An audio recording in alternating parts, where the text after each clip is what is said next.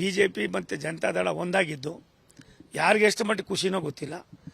ಸಾಮಾನ್ಯ ಜನರಿಗೆ, ಜನಸಾಮಾನ್ಯರಿಗೆ ಕರ್ನಾಟಕವೂ ಕೂಡ ಭಾರತ ದೇಶದ ಒಂದು ಅವಿಭಾಜ್ಯ ಅಂಗ ಅನ್ನೋದಕ್ಕೆ ಸನ್ಮಾನ್ಯ ದೇವೇಗೌಡ ಸಾಹೇಬರ ಒಂದು ಚಿಂತನೆಗಳನ್ನು ನಾವೆಲ್ಲ ಮೈಗೂಡಿಸ್ಕೊಂಡ್ರೆ ಈ ಗೆಲ್ಲೋದು ಮತ್ತೊಂದು ನಮಗೇನು ಕಷ್ಟ ಆಗೋದಿಲ್ಲ.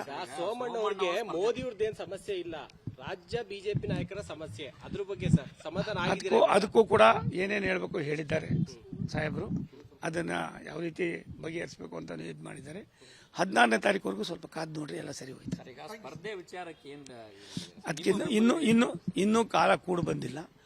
ಎಲ್ಲವೂ ಸಖ್ಯ ಅಂತ ಆಯ್ತು. ನಾನು ಯಾವ ದೊಡ್ಡವನಲ್ಲ, ಆದರೆ ದೇವೇಗೌಡರ ಮಾತು ಇವತ್ತು ನನಗೆ, ನಾನೇನು ಹೋರಾಟ ಮಾಡ್ಕೊಂಡು ಬಂದಿದ್ವಿ ಹಿಂದೆ 90ರಲ್ಲಿ ಒಂದು ಬೈ ಎಲೆಕ್ಷನ್ ಆಯಿತು ಹಾಸನದಲ್ಲಿ.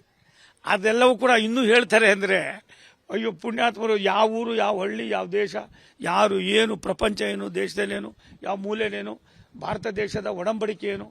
ನನಗೆ ಒಂದು 8 ದಿನ ಕುಳಿತುಕೊಂಡ್ರೆ ಒಂದು 10-15% ಎಲ್ಲ ಒಂದು ಕಡೆ ನಾವು ಕಲ್ತ್ಕೋಬೋದು. Thank you. ಖಂಡಿತ ಆಗಿದೆ. Thank you.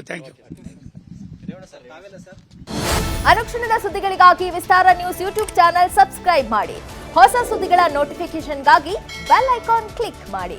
ಲೇಟೆಸ್ಟ್ ಅಪ್ಡೇಟ್ಸ್ಗಾಗಿ www.vistaranews.com ವೆಬ್ಸೈಟ್ಗೆ ವಿಸಿಟ್ ಮಾಡಿ. ಅಂಗೈಯಲ್ಲೇ ಜಗತ್ತಿನ ಸುದ್ದಿ ತಿಳಿಯಲು Vistara news Kannada app download ಮಾಡಿ.